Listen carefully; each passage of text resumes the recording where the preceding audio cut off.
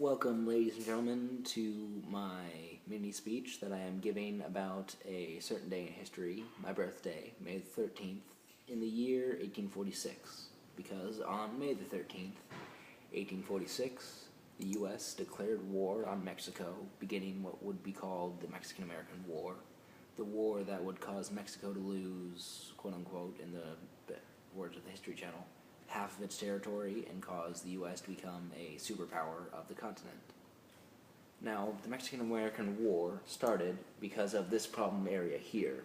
In the Texas Revolution in 1836, Texas thought that they controlled all the land from here to the Rio Grande River.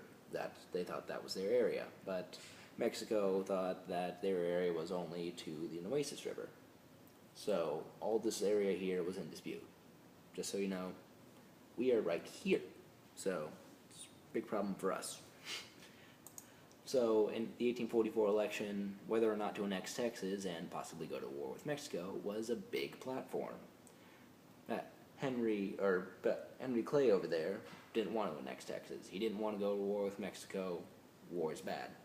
James K. Polk here, he liked Manifest Destiny and the idea of U.S. just spreading all the way across the continent. And he thought Texas was a good place to do that also. So his whole platform was, if you elect him, Texas will be annexed.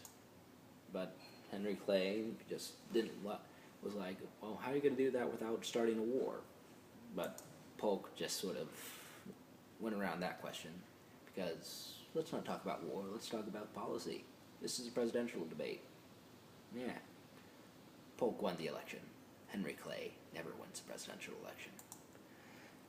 So in 1845, Texas is annexed to the United States, and Mexico agrees that all this area here, that's fine, but this area here, that still belongs to Mexico. So this leaves Polk with a few options on how to deal with getting this area too, because he wanted that area. He decides that he could either try to buy it off of Mexico, or he could try to go to war. He tries to buy it first, but that doesn't work.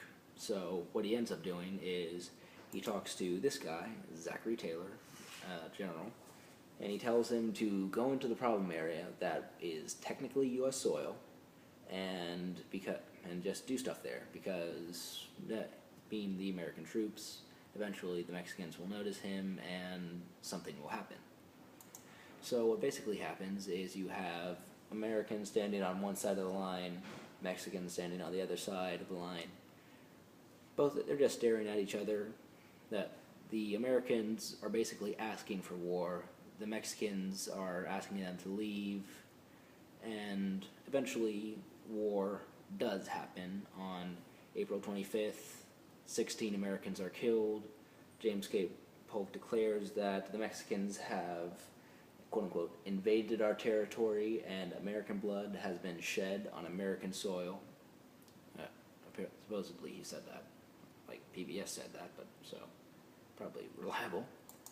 And Congress declares war on May the 13th, 1846. Thank you for listening to my presentation. Goodbye.